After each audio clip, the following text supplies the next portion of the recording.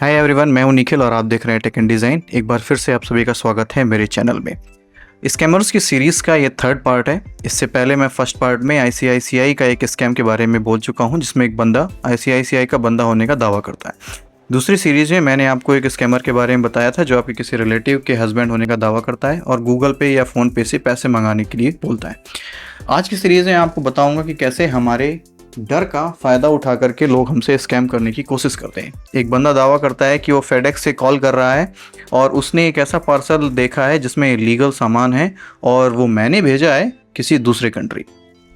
चूँकि उन्हें पता होता है कि वो दूसरे कंट्री में भेजेगा ही नहीं, इसलिए पहला डर ये होता है कि आपको लगेगा अरे दूसरी कंट्री में पार्सल कैसे जा रहा है मेरे नाम से, और दूसरा ये कि उसमें इलीगल सामान है और कस्टम ऑफिसर्स ने उसको पकड़ लिया है। अब देखिए, अगर कोई कस्टम ऑफिशियल बंदा पकड़ेगा तो वो फेडेक्स को नहीं, आपको कॉल करेगा और इंक्वायरी करेगा, पहली बात।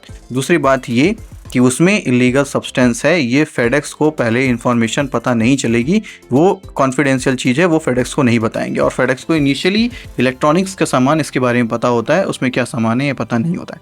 कुछ जानकारी होना बहुत ज़्यादा ज़रूरी है। हमें इन चीज़ों से डरने से अच्छा है कि हम पहले ये सोच सकें कि क्या क्या संभव है और क्या नहीं है। उसने मुझसे ऐसे भी बोला डराने की तरीके से कि आपने क्या आधार कार्ड कहीं सबमिट कर दिया है, क्या आपने आधार कार्ड खो दिया है। आधार कार्ड खोना बहुत नॉर्मल बात है, इसका मतलब ये नहीं है कि कोई उससे हमारा इलीगल सामान भेज देगा।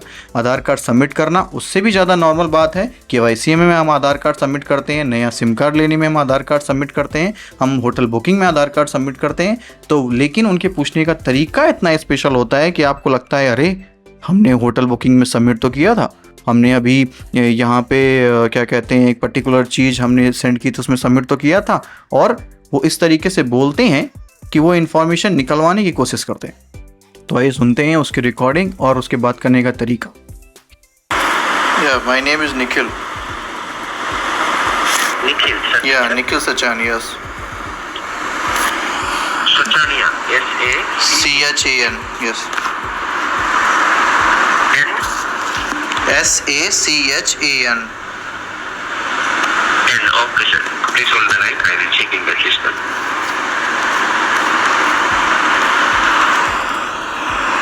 They take this time to create a confidence so that you will believe that they are real.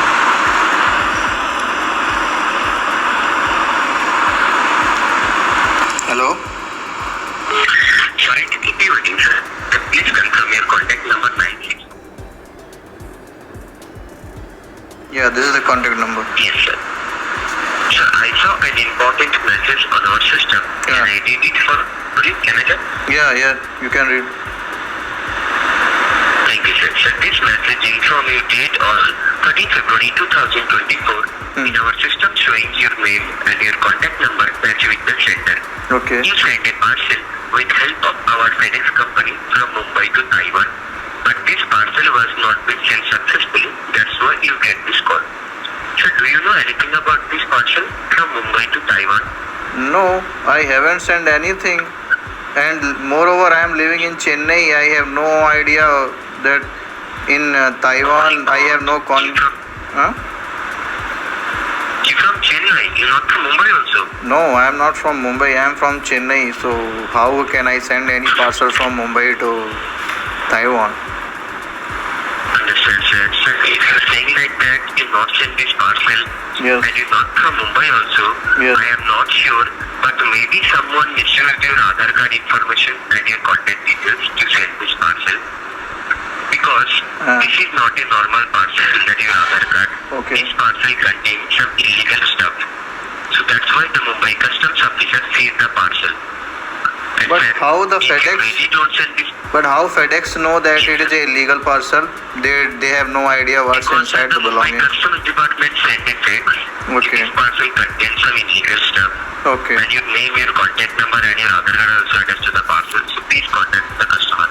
So that's why our FedEx company contacting sir today. Oh, So can okay. I ask you some couple of questions to figure it out what was happening? So you will ask the questions or the authority will ask the questions? Sir, have you ever lost your Aadhaar card to anywhere? No, I have never lost my Aadhaar card. Okay. यहाँ पे उसने मेरे question को over rule कर दिया। मैंने उससे पूछने की कोशिश की कि अगर मेरा इलीगल सब्सटेंस पकड़ा गया है तो फेडेक्स कंपनी क्यों क्वेश्चन करेगी, कस्टम अधिकारी क्वेश्चन करेगा। इसलिए मैंने उससे कंफर्म किया कि आप क्वेश्चन करोगे या कस्टम अधिकारी क्वेश्चन करेगा। इसने उस बात का आंसर ही नहीं दिया, उसने अपनी बात कंटिन्यू रखी। Have you submitted your other soft copy any other platform like any hotel bookings? We have submitted Aadhaar card many times. Whenever we do something official, we have to submit Aadhaar card, na? Exactly, sir. So maybe, sir. Sir, what is your sweet name, dear? Yes, sir. My name is Aman Kumar, sir. Aman Kumar. If you're ready to send this parcel, so our Sir, which location? only suggest you to launch a This complaint in your- Mumbai Cybercrime Department. Which location your FedEx is there? I'm Mumbai asking. and Delhi East branch. Mumbai Andheri. Okay. So you wanted to ask some Go security directly to questions? Mumbai Cybercrime Department and launch a complaint. Okay, sir. For your Aadhaar card misuse complaint. Oh, So it that's will a be very reported for serious in thing. future. Okay, sir. इसके बाद मैंने सोचा कि एक काम करता हूँ, मैं इससे ड्रामा करता हूँ कि वो मैं डर गया और मैं देखने की कोशिश कर रहा था कि आगे क्या करेगा मेरे साथ। तो मैंने उससे बोला कि it's a very serious issue, तो अब क्या किया जाए, कुछ आइडिया दीजिए। लेकिन मेरे इंक्वायरी करने की वजह से शायद वो जान गया कि इस बंदे को आइडिया हो गया है कि मैं स्कैम कर रहा हूँ। तो इसके बाद उसने धीरे से कॉल काटने की कोशिश की, ये बोला कि मैं आपका इश्यू रेज कर दूंगा और फलाना डिमा का। मुझे लगा कि हो सकता है उसके बाद वो फिर से कॉल करे और अभी उसने भूमिका बनाई है, लेकिन फिर उसका कॉल कभी मुझे आया नहीं। It's a very serious issue. Go directly to Mumbai Cybercrime Department and launch a complaint for your Aadhaar card misuse complaint. Oh, So it will be helpful to it will be helpful for you, sir, in the future. Okay. This will be Thank you, sir. Have a nice day. Okay. Our logistic solution connect people with good. This is actually fake calls, no?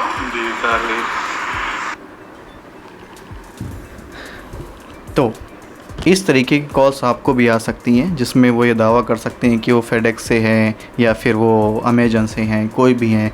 वो ये दावा करेंगे आपने illegal item order किया है, वो आने वाला है या वो भेजा गया है, फेडेक्स से भेजा है, किसी दूसरे कंट्री को जा रहा है।